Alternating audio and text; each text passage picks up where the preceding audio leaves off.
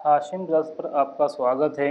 NCERT biology class 9 chapter है ऊतक, और इस चैप्टर का जो है सेकंड पार्ट है। ये सीरीज़ हमारी चल रही है एनसीईआरटी की। जितने भी टीचिंग एग्ज़ाम है उसके लिए बहुत महत्वपूर्ण है। चैनल को जो है सब्सक्राइब करना ना भूलें, वीडियो के साथ अंत तक जो है जुड़े रहें। इसमें हमने जो टॉपिक लिया है वो है जंतु ऊतक। जंतु ऊतक के जो एग्जाम्पल है वो रक्त और पेशियाँ जो है जंतु ऊतक होते हैं।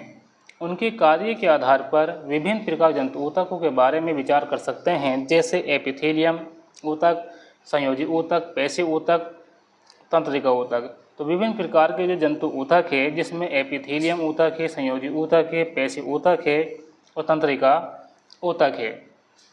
नोट में देखेंगे, रक्त संयोजी ऊतक का एक प्रकार है तथा पेशी ऊतक का है। तो ये ध्यान रखेंगे, रक्त जो है संयोजी ऊतक का एग्जाम्पल हो जाएगा और पेशी जो है पेशी ऊतक का जो है एग्जाम्पल हो जाएगा। एपिथेलियम ऊतक। एपिथेलियम ऊतक जंतु के शरीर को ढकने या बाह्य रक्षा प्रदान करने वाले ऊतक एपिथेलियम ऊतक कहते हैं। जो जंतु की बॉडी होती है उसको ढकने या बाहर से रक्षा प्रदान करने वाले जो ऊतक होते हैं उसी को बोलते हैं एपिथेलियम। एपिथेलियम शरीर के अंदर स्थित बहुत से अंगों और गुहिकाओं को ढकते हैं। जो बॉडी के अंदर जो अंग होते हैं और जो गुहिकाएँ होती है उसको जो है ढकने का कार्य करता है एपिथेलियम ऊतक। ये विभिन्न प्रकार के शारीरिक तंत्रों को एक दूसरे से अलग करने के लिए अवरोध का निर्माण करते हैं। जो शारीरिक तंत्र होते हैं उन्हें एक दूसरे से अलग करने के लिए उसका अवरोध का निर्माण करते हैं, वो करते हैं एपिथेलियम ऊतक। अब इसमें देखिए नोट पॉइंट देखेंगे। नोट पॉइंट में क्या है, त्वचा, मुंह, आहार नली, रक्तवाहिनी, नली का स्तर, फेफड़ों की कोशिका, वृक्क नली आदि क्या है, सभी एपिथेलियम ऊतक से बने होते हैं। तो ये ध्यान रखेंगे, ये जो भी है ये सभी काय से बने हैं, ये सभी जो है एपिथेलियम ऊतक से जो है बने होते हैं। अब देखिए इसमें आगे देखें, एपिथेलियम। एपिथेलियम ऊतक की कोशिकाएं एक दूसरे से सटी होती है। जो एपिथेलियम की जो ऊतक की जो कोशिकाएं होती है वो एक दूसरे से सटी होती है और ये एक अनवरत परत का निर्माण करती है। ये अनवरत परत होती है, उसका निर्माण जो है ये करती है। इन परतों के बीच चिपकने वाले पदार्थ कम होते हैं तथा कोशिकाओं के बीच बहुत कम स्थान होता है। जो भी पदार्थ शरीर में प्रवेश करता है या बाहर निकलता है वह एपिथेलियम की किसी परत से होकर अवश्य गुजरता है। जो भी पदार्थ है वो शरीर में प्रवेश करेगा या बाहर निकलेगा तो एपिथेलियम की जो लेयर होती है उससे होकर ये ज़रूर गुजरेगा। इसके फलस्वरूप विभिन्न प्रकार की एपिथेलियम कोशिकाओं के बीच की पारगम्यता शरीर तथा बाहरी वातावरण और शरीर के विभिन्न अंगों के बीच पदार्थों का आदान प्रदान में महत्वपूर्ण भूमिका निभाते हैं। तो ये जो है आदान प्रदान जो होता है उसमें जो है महत्वपूर्ण भूमिका निभाते हैं। सामान्यतः सभी एपिथेलियम को एक बाह्य रेशेदार आधार झिल्ली उसे नीचे रहने वाले ऊतक से अलग करती है। जो बाह्य रेशेदार जो झिल्ली होती है जो उससे नीचे जो ऊतक होता है उससे क्या करती है, अलग करती है। विभिन्न प्रकार की संरचनाएं विभिन्न प्रकार की होती है जो उनके कार्यों पर निर्भर करती है। जैसे कोशिकाओं में रक्त नलिका, अस्तर या कोशिका, जहाँ पदार्थ का संवहन वर्णात्मक पारगम्य झिल्ली द्वारा होता है वहाँ चपटी एपिथेलियम कोशिकाएं होती है। तो सवाल आ सकता है कि चपटी एपिथेलियम जो कोशिकाएं है वो कहाँ देखने को मिलती है, कहाँ मिलती है, जहाँ पदार्थ का संवहन वर्णात्मक झिल्ली द्वारा होता है वहाँ जो है चपटी एपिथेलियम ऊतक जो कोशिकाएं हैं वो होती है। इनको सरल सल्की एपिथेलियम कहते हैं। ये अत्यधिक पतली और चपटी होती है तथा कोमल अस्तर का निर्माण करती हैं। देखिए नोट पॉइंट में देखेंगे, आहारनाल तथा मुंह का अस्तर सल्की एपिथेलियम से ढका रहता है। तो ये ध्यान रखेंगे कि आहारनाल तथा मुंह का जो अस्तर है वो किससे ढका रहता है, वो जो है सल्की एपिथेलियम से जो है ढका रहता है। शरीर का रक्षात्मक कवच अर्थात त्वचा ही इन्हीं सल्की एपिथेलियम से बनी होती है। ये जो त्वचा होती है ये बनी होती है सल्की एपिथेलियम से। त्वचा की एपिथेलियम में कोशिकाएं इनको कटने तथा फटने से बचने के लिए कई परतों में व्यवस्थित होती है, इसलिए इन एपिथेलियम को स्तरित शल्की एपिथेलियम कहते हैं। क्या कहते हैं? इन्हें कहते हैं स्तरित शल्की एपिथेलियम। जहां अवशोषण और स्राव जैसे आपके भीतर अस्तर लेनिंग में वहां लंबी एपिथेलियम में कोशिकाएं मौजूद होती है। यह स्तंभाकार एपिथेलियम एपिथेलियमों अवरोध को पार करने में सहायता प्रदान करती है। अवरोध को पार करने में क्या करती है? सहायता प्रदान करती है। श्वास नली में स्तंभाकार एपिथेलियम में ऊतकों में पश्माब सीलिया होते हैं। तो ध्यान रखेंगे, श्वास नली में स्तंभाकार एपिथेलियम में ऊतक में पश्माब सीलिया होते हैं, जो एपिथेलियम में ऊतकों के कोशिकाओं की सतह पर बाल जैसी रचनाएं होती है। कैसी रचनाएं होती है? शरीर पर ऊतकों के कोशिकाओं की सतह पर क्या होता है? बाल जैसी रचनाएं होती है। देखिए एनसीईआरटी के लाइन टू लाइन है जो एग्ज़ाम में आती है। ये पश्माब गति कर सकते हैं तथा इनकी गति श्लेष्मा को आगे स्थानांतरित करने, साफ करने में सहायता करती है। इस प्रकार के एपिथेलियम को पश्माबी स्तंभाकार एपिथेलियम कहते हैं। घनाकार एपिथेलियम विरक्कीय नली तथा लाल ग्रंथि की नली के अस्तर का निर्माण करते हैं। देखिए जो घनाकार एपिथेलियम होते हैं वो निर्माण काय का करते हैं? विरक्कीय नलिका और लाल ग्रंथि की नलिका के अस्तर का निर्माण करते हैं। ध्यान रखेंगे, घनाकार एपिथेलियम जो है विरक्कीय नली और लाल ग्रंथिका की नली के अस्तर का निर्माण करते हैं। जहाँ ये उसे यांत्रिक सहारा प्रदान करता है।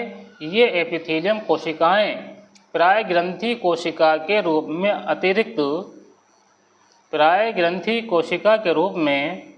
अतिरिक्त विशेषता अर्जित करती है, जो एपिथेलियम में ऊतक की सतह पर पदार्थ का स्राव कर सकती है। काय का स्राव कर सकती है? ये जो है पदार्थ का स्राव कर सकती है। कभी कभी एपिथेलियम ऊतक का कुछ भाग अंदर की ओर मुड़ा होता है तथा बहुकोशिकी ग्रंथि का निर्माण करता है। यह ग्रंथिल एपिथेलियम कहलाती है। अब देखिए यहाँ कुछ चित्र देखेंगे। अब देखिए जो चित्र है काय के हैं? ये विभिन्न प्रकार जो एपिथेलियम हैं ऊतक के उनके चित्र है। अब इसमें देखें, ये जो पहला चित्र है ये शल्की का है, ये है घनाकार का है, ये है स्तंभाकार यानी पश्माबी का है, और ये जो है स्तरित शल्कों का है।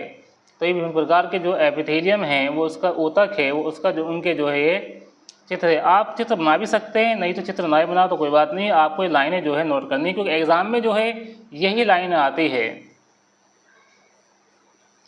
अब देखिए संयोजी ऊतक की बात करते हैं। संयोजी ऊतक का जो एक एग्जाम्पल है वो रक्त ही है।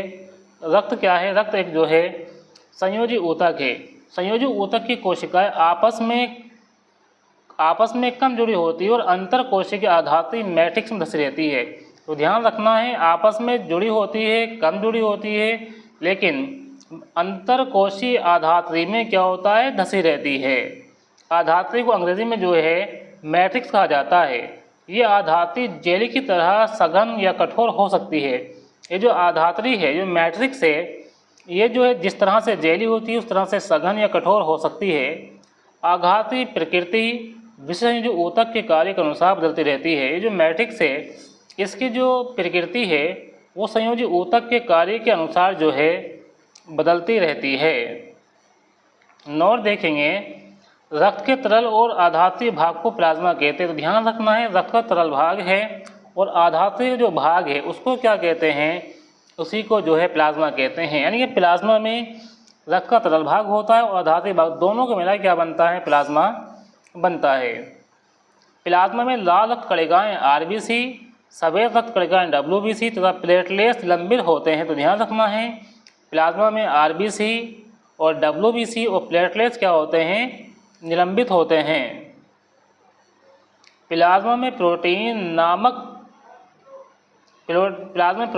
नमक तथा हार्मोन भी होते हैं। तो इसमें ध्यान रखेंगे, इसमें ये जो है इसमें प्रोटीन भी होते हैं, नमक तथा हार्मोन भी इसमें देखने को मिलते हैं। देखिए अब आगे देखें, इसमें रक्त गैसों, शरीर के पचे हुए भोजन, हार्मोन और उत्सर्जी पदार्थों के शरीर के एक भाग से दूसरे भाग में संवहन करता है। आगे नोट में देखेंगे, अस्थि क्या है? अस्थि जो है संयोजी ऊतक है। आगे, अस्थि पंजर का निर्माण का शरीर को आकार प्रदान करता है। अस्थि जो है अस्थि पंजर का निर्माण करती है और निर्माण करने के बाद क्या होता है, शरीर का जो आकार है उसको प्रदान करती है। यह मांसपेशियों को सहारा देती है और शरीर के मुख्य अंगों को सहारा देती है। तो ये जो अस्थि है ये मांसपेशियों को सहारा देती है, शरीर के मुख्य अंगों को सहारा देती है। ये ऊतक मजबूत और कठोर होता है। तो ध्यान रखेंगे, जो ऊतक होता है मजबूत होता है और कठोर होता है। अस्थि कोशिकाएं कठोर है, आधात्रि में धसी होती है, कैल्शियम तथा फास्फोरस से बनी होती है। तो ध्यान रखेंगे, तो ये काहे की बनी होती है, ये जो है कैल्शियम तथा फास्फोरस की बनी होती है। अस्थि कठोर होती है और आधात्रि जो मैट्रिक्स होता है उसमें धसी रहती है, और अस्थि जो है ये कैल्शियम की और फास्फोरस की जो है बनी होती है। नोट, दो अस्थियां आपस में एक दूसरे से एक अन्य संयुक्त ऊतक जिसे स्नायु अस्थि बंधन तंतु कहते हैं से जुड़ी रहते हैं। अब देखिए, इसमें जो है यहाँ जो है अस्थियां जो जुड़ रही है वो अस्थियों से जुड़ती है। यानी ध्यान रखेंगे, दो अस्थियां जो आपस में जुड़ती हैं एक दूसरे से उसे क्या कहते हैं, उसे जो स्नायु या अस्थि बंधन कहते हैं। अस्थि बंधन से तो याद रहेगा क्योंकि दोनों अस्थियां जुड़ रही हैं, लेकिन स्नायु उससे याद नहीं रहेगा। तो आपको याद रखना है, जब दो अस्थियां आपस में जुड़ेंगी उसे क्या कहेंगे, संयोजी ऊतक जो है उसे जिसे स्नायु कहते हैं। तो ये बात ध्यान रखना है। तो ये बात जो है ध्यान रखने की है, दो अस्थियां आपस में एक दूसरे से एक अन्य संयोजी ऊतक जिसे स्नायु कहते हैं से जुड़ी होती है। नोट, यह ऊतक बहुत लचीला एवं मजबूत होता है। स्नायु में आधात्रि बहुत कम होती है और अस्थियों का अस्थियों से जोड़ती है। ध्यान रखेंगे, वही जो बात जो बताई थी, अस्थियां जो है अस्थियां अस्थियों से जुड़ी होती है, तो बात कहाँ थी, स्नायु की थी। एक अन्य प्रकार का संयोजी ऊतक कंदरा है। देखिए, यहाँ पे स्नायु की बात चली है, यहाँ जो बात चली थी स्नायु की चल रही थी, जहाँ अस्थियां जुड़ रही थी। लेकिन अब बात देखेंगे किसकी, कंदरा की। ये कंदरा क्या करता है, कंदरा में क्या होता है, अस्थियों से मांसपेशियों को जोड़ता है। तो ध्यान रखेंगे, कंदरा में क्या होता है, अस्थियों को मांसपेशियों से जोड़ता है। स्नायु में क्या होता है, अस्थियां से जुड़, दोनों बात ध्यान रखना है। स्नायु में अस्थियां जुड़ी होती है और कंदरा में अस्थियां जो है मांसपेशियों से जुड़ी होती है। कंदरा मजबूत तथा सीमित लचीलेपन वाले रेशेदार ऊतक है। देखिए, कंदरा क्या है, ऊतक है, कैसा ऊतक है, मजबूत है और सीमित लचीलेपन वाले रेशेदार ऊतक है। नोट, उपास्थि, उपास्थि को अंग्रेजी में कार्टिलेज कहते हैं, संयोजी ऊतक है। ध्यान रखेंगे, उपास्थि भी क्या है, संयोजी ऊतक है। देखिए, उपास्थि भी संयोजी ऊतक है, अस्थि भी क्या है, संयोजी ऊतक है, और ठीक है, और रक्त क्या है, यह भी एक संयोजी ऊतक। ध्यान रखेंगे, रक्त भी संयोजी ऊतक है, अस्थि भी संयोजी ऊतक है, और उपास्थि भी क्या है, संयोजी ऊतक है। उपास्थि में कोशिकाओं के बीच पर्याप्त स्थान होता है। जो उपास्थि जो होती है, जो कार्टिलेज होता है, उसमें क्या होता है, कोशिकाओं के बीच जो है गैप पाया जाता है। इसकी ठोस आधात्रि प्रोटीन और शर्करा की बनी होती है। तो ध्यान रखेंगे, उपास्थि की यहाँ बात चल रही थी। उपास्थि में क्या होता है, इसमें जो ठोस आधात्रि जो होती है, ठोस आधात्रि प्रोटीन और शर्करा की बनी होती है। ध्यान रखेंगे, इसकी जो मैट्रिक्स होती है ठोस, वो प्रोटीन शर्करा की क्या होती है, बनी होती है। यह अस्थियों को जोड़ों चिकना बनाती है। और जो अस्थि के जोड़ होते हैं उनको चिकना बनाने का ये जो है कार्य करती है। देखिए, नोट में देखेंगे, उपास्थि नाक, कान, कंठ और स्वास्थ्य में भी क्या होती है, ये जो है उपस्थित होती है। देखिए, उपास्थि की यहाँ बात चल रही है। उपास्थि जो है नाक, कान, कंठ और स्वास्थ्य नली में उपस्थित होती है। ध्यान रखेंगे, उपास्थि जो है कहाँ कहाँ उपस्थित होती है, नाक है, कान है, कंठ और स्वास्थ्य नली में जो है उपस्थित होती है। हम कान की उपस्थिति को मोड़ सकते हैं। जो कान की जो उपस्थिति होती है, इसे क्या कर सकते हैं, हम मोड़ सकते हैं, लेकिन हाथ की अस्थि को नहीं। यानी कि कान जो होता है, कान में जो उपास्थि होती है उसे तो हम मोड़ सकते हैं, लेकिन आहत में जो अस्थि है उसे हम क्या कर सकते हैं, मोड़ नहीं सकते हैं। अब देखिए आगे देखें, आगे इसमें जो है वो क्या है, आगे हैं एरी ओ ओलर संयोजी ऊतक त्वचा और मांसपेशियों के बीच, रक्त नलिकाओं के चारों ओर तथा नसों और अस्थि मज्जा में पाया जाता है। अब देखिए जो कान होता है, कान में जो उपास्थिति जो होती है उसे तो क्या कर सकते हैं, उसे तो जो है मोड़ सकते हैं, लेकिन हम बात करें आगे जो हाथ की जो अस्थि होती है उसे जो है मोड़ नहीं सकते हैं। यानी कान में क्या होता है, कान में जो उपास्थि होती है उसको तो मोड़ सकते हैं, लेकिन हाथ की अस्थि को नहीं मोड़ सकते हैं। अब देखिए हम आगे देखें कि एरी ओलर संयोजी ऊतक त्वचा और मांसपेशियों के बीच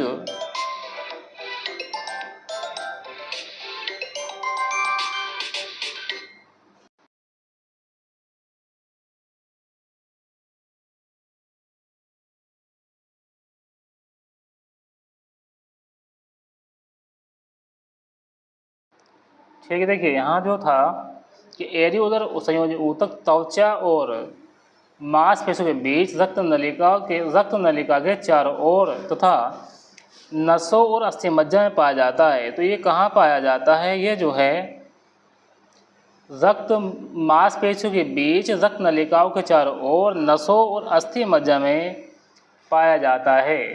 ठीक है, तो ये जो पाया जाता है मांसपेशियों के बीच रक्त नलिका के चारों ओर तथा नसों में अस्थि मज्जा में जो है पाया जाता है। ठीक है, ये क्या है, ये भी जो है संयोजी ऊतक है। अब ये और कहाँ पाया जाता है, त्वचा में भी जो है देखने को मिलता है। अब देखिए आगे देखें, यह अंगों के भीतर की खाली जगह को भरता है। ये जो अंग होते हैं उनके भीतर जो खाली जगह होती है उसको भरने का कार्य भी जो है ये करता है। आंतरिक अंगों को सहारा प्रदान करता है। जो अंदर के जो अंग होते हैं उनको भी क्या करता है, ये सहारा प्रदान करता है और ऊतकों की मरम्मत में भी सहायता करता है। तो ध्यान रखना है, ऊतक जो होते हैं उनकी मरम्मत में सहायता करता है। अंगों के आंतरिक जो अंग होते हैं उसमें जो सारा उसको भी जो है सहारा प्रदान करता है। और जो अंगों के भीतर जो खाली जगह होती है, जो स्थान पाए जाते हैं, उनको भी जो है भरने का काम करता है। वसा का संग्रहण करने वाला वसा में ऊतक त्वचा के नीचे आंतरिक अंगों के बीच पाया जाता है। इस ऊतक की कोशिकाएं गोलिकाओं से भरी होती है। तो इस ऊतक की जो कोशिकाएं हैं काय से भरी होती है, गोलिकाओं से जो है भरी होती है। वसा संग्रहित होने के कारण ये ऊष्मीय कुचालक का कार्य भी करता है। तो ध्यान रखेंगे, ये जो ऊतक है काय का कार्य करता है, जब इसमें वसा जो स्टोर हो जाती है तो ये ऊष्मीय जो कुचालक का कार्य भी करता है। पेशीय ऊतक, पेशीय ऊतक लंबी कोशिकाओं का बना होता है जिसे पेशी रेशे भी कहा जाता है। तो ये पेशीय ऊतक जो है काय का बना होता है, लंबी कोशिकाओं का बना होता है और इसे जो है पेशी रेशे भी कहा जाता है। ये हमारे शरीर में गति के लिए उत्तरदायी है। तो ध्यान रखना है, ये जो है हमारे शरीर में जो है गति के लिए उत्तरदायी है। पेशी में एक विशेष प्रकार की प्रोटीन होता है। जो पेशी होती है, उस पेशी जो होती है उसमें क्या होता है, एक विशेष प्रकार का जो है प्रोटीन पाया जाता है जिसे सिकुड़ने वाला प्रोटीन कहते हैं। सवाल यही आ जाता है, सिकुड़ने वाला प्रोटीन जो है कहाँ देखने को मिलता है, तो ये मिलता है पेशीय में। और ये कहाँ से संबंधित है, ये जो है पेशीय ऊतक से जो है संबंधित है। कुछ पेशियाँ में हम इच्छा अनुसार का गति कर सकते हैं और कुछ पेशी ऐसी होती है जिसमें हम जो है अपनी इच्छा के अनुसार क्या कर सकते हैं, गति कर सकते हैं। और पैर में विद्यमान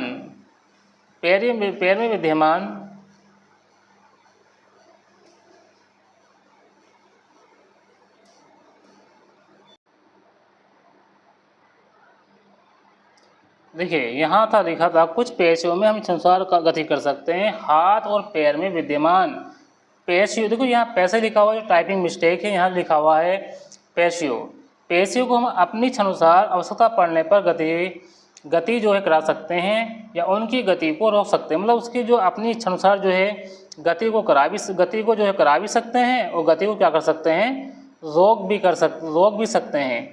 इस तरह की पेशियों को ऐच्छिक पेशी कहा जाता है। इन पेशियों को कंकाल पेशी भी कहा जाता है। तो ध्यान रखेंगे, जो कंकाल पेशी होती है उसी को जो है ऐच्छिक पेशी भी कहा जाता है। यानी कि ध्यान रखना ये ज़रूरी है कि कंकाल पेशी कैसी जो है पेशी है, ऐच्छिक है अनैच्छिक है, तो ये जो है ऐच्छिक पेशी है। यानी कि ऐच्छिक पेशी को जो है कंकाल पेशी भी कहा जाता है, क्योंकि यह अधिकतर हड्डियों से जुड़ी होती है।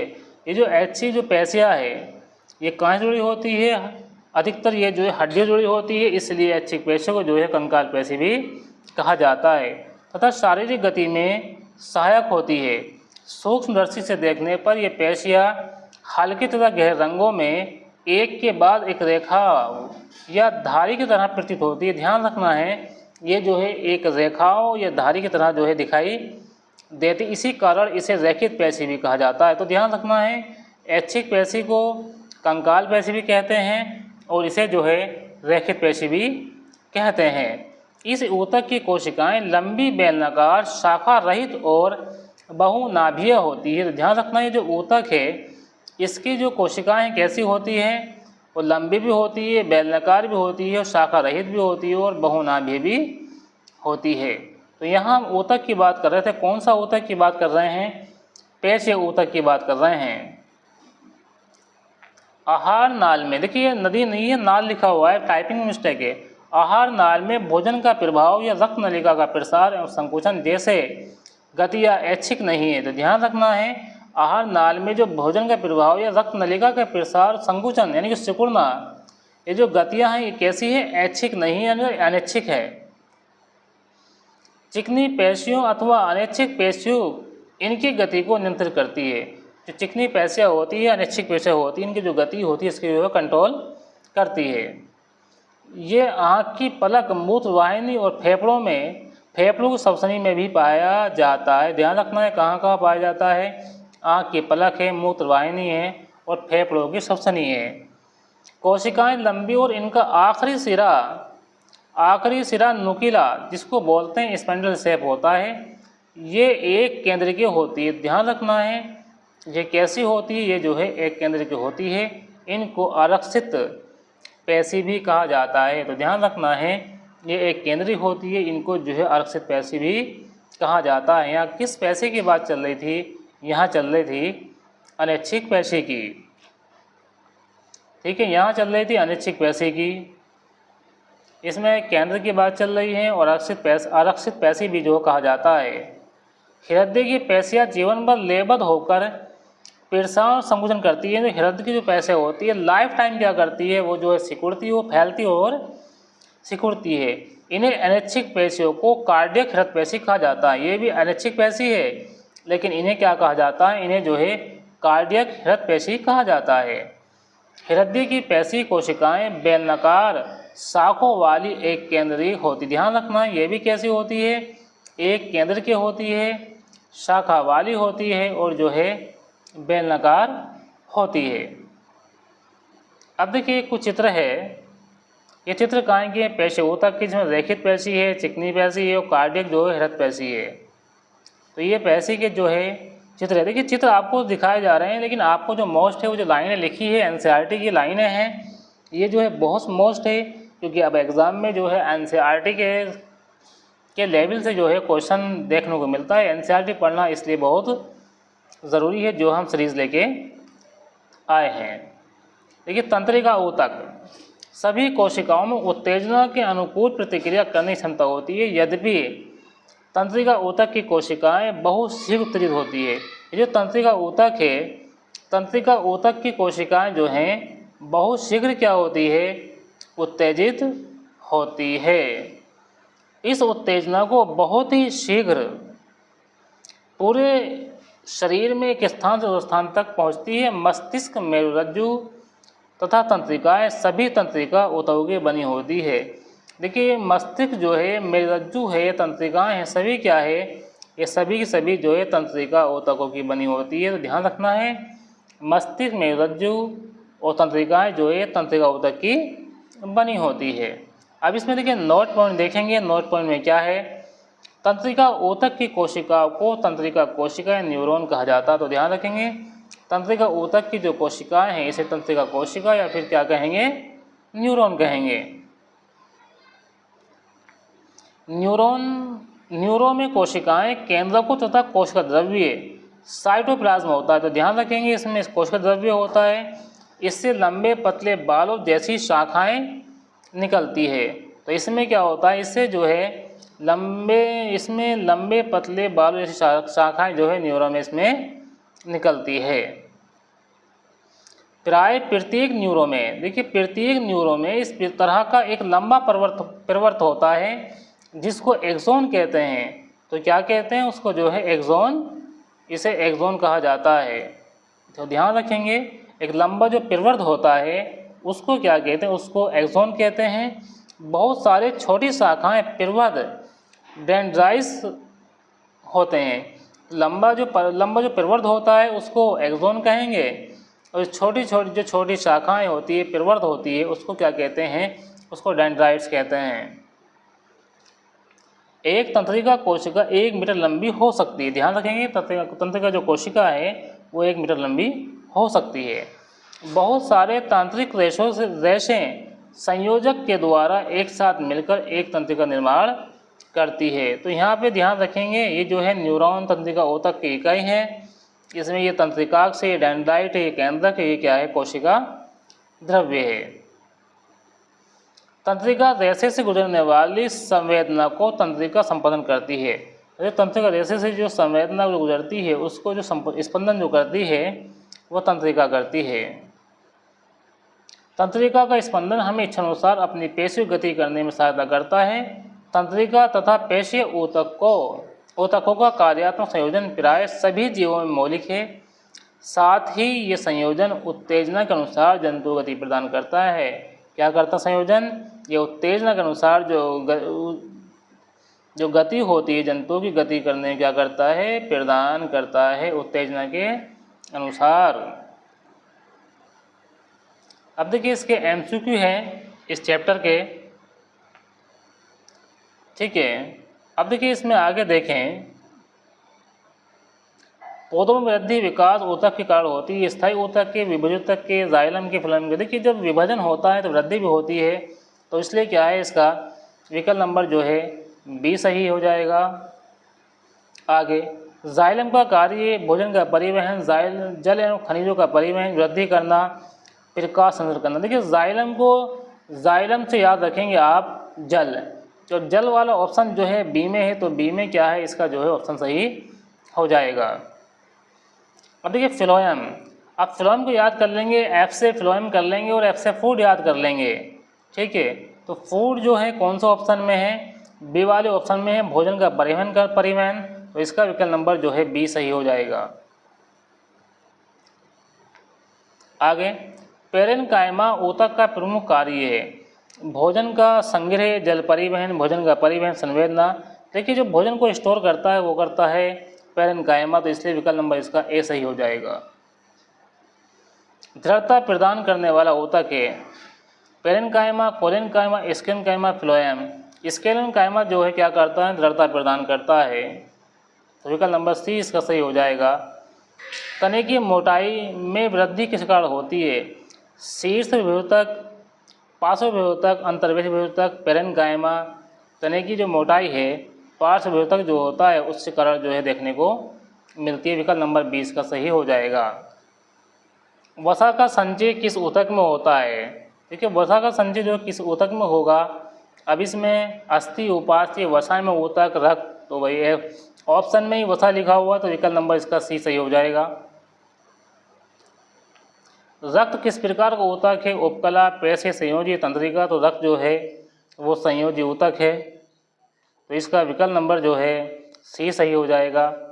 हृदय की पेशियाँ ऐच्छिक, अनैच्छिक, चिकनी अस्थियाँ पेशी होती है, तो हृदय जो है अनैच्छिक पेशी में आता है, तो इसका विकल्प नंबर जो है B सही हो जाएगा। तंत्रिका ऊतक का कार्य भोजन संग्रह, संदेश का संचार, जल परिवहन, सुरक्षा। तो संदेश का जो संचार करता है तंत्रिका करती है, तो तंत्रिका ऊतक इसका जो है कार्य हो जाएगा। तो विकल्प नंबर जो है 20 का सही हो जाएगा। उपास्थि कहाँ नहीं पाई जाती, ध्यान रखिए कहाँ नहीं पाई जाती है उपास्थि। तो कान में उपास्थि कहाँ नहीं पाई जाती है, तो देखिए कान में भी होती है, कान नाक में भी होती है, स्वर यंत्र में भी होती है, लेकिन वृक्क में जो है नहीं होती है। तो इसका जो है विकल्प नंबर डी सही हो जाएगा। पौधों में भोजन का परिवहन, देखिए पौधों में जो भोजन का परिवहन होता है फिलोयम, एफ से याद रख लेंगे आप, और भोजन यानी कि एफ से फूड, फिलोयम फे और फूड फे हो जाएगा। तो विकल्प नंबर इसका जो है कौन सा, बी सही हो जाएगा, फिलोयम। स्क्रीन कायमा कोशिकाएं होती है, जीवित, मृत, अर्जीवित, इनमें से कोई नहीं। तो स्क्रीन कायमा की जो कोशिकाएं होती है वो कैसी होती है, वो मृत होती है। तो इसलिए विकल्प नंबर इसका बी जो है सही हो जाएगा। आगे, शरीर में सबसे अधिक पाए जाने वाला संयोजी ऊतक कौन सा है, रक्त, उपास्थि, एरिओलर ऊतक। तो इसका विकल्प नंबर जो है सी सही हो जाएगा। एरिओलर ऊतक जो है सबसे अधिक पाए जाने वाला संयोजी ऊतक है। ऐच्छिक पेशियाँ कहाँ पाई जाती है, हृदय में, आंत में, हाथ पैर में, रक्तवाहिनियों में।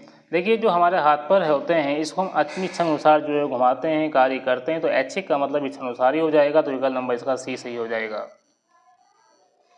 पत्तियों में गैसों का आदान प्रदान किसके द्वारा होता है, जाइलम, फ्लोएम, कार्क। तो पत्तियों में क्या होता है, तंत्र देखने को मिलते हैं, जिसे स्टोमेटा कहा जाता है। इसी के द्वारा क्या होता है, गैसों का आदान प्रदान होता है। विकल्प नंबर ए सही हो जाएगा।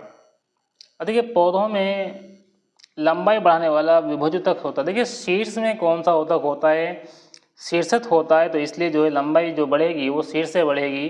तो इसलिए जो है विकल्प नंबर इसका बी सही हो जाएगा, शीर्षस्थ वाला भाग। रक्त का तरल भाग कहलाता है प्लाज्मा, हीमोग्लोबिन, प्लेटलेट, आरबीसी। रक्त का जो तरल भाग होता है उसको जो है प्लाज्मा कहते हैं। विकल्प नंबर ए सही हो जाएगा। न्यूरॉन किस ऊतक की इकाई है, पेशी, उपकला, तंत्रिका, संयोजी। तो विकल्प नंबर सी हो जाएगा, संयोजी। अब इसमें जो है न्यूरॉन किस ऊतक की इकाई है, तो इसका जो विकल्प नंबर सही होगा वो तंत्रिका हो जाएगा। ठीक है, विकल्प नंबर न्यूरॉन जो इकाई है वो तंत्रिका की है। तो विकल्प नंबर इसका सी सही हो जाएगा, तंत्रिका। अब देखिए चैप्टर जो है कंप्लीट हो गया है। अब हम मिलेंगे आपसे नेक्स्ट चैप्टर में। तो आप जो है वीडियो से लगातार जुड़ें, क्योंकि एनसीईआरटी सीरीज़ चालू कर रखी है जो अभी शुरुआत ही है। क्लास 9 से, क्लास 9 से हम आगे को बढ़ रहे हैं। तो इसलिए जो है वीडियो को लाइक करें और शेयर करें, चैनल को सब्सक्राइब करना ना भूलें, ताकि हम जो है आगे इस तरह की वीडियो जो अपलोड करते रहें, जो सभी टीचिंग एग्ज़ाम के लिए जो है बहुत ज़रूरी है। मिलते हैं आपसे नेक्स्ट वीडियो में। Thanks for watching.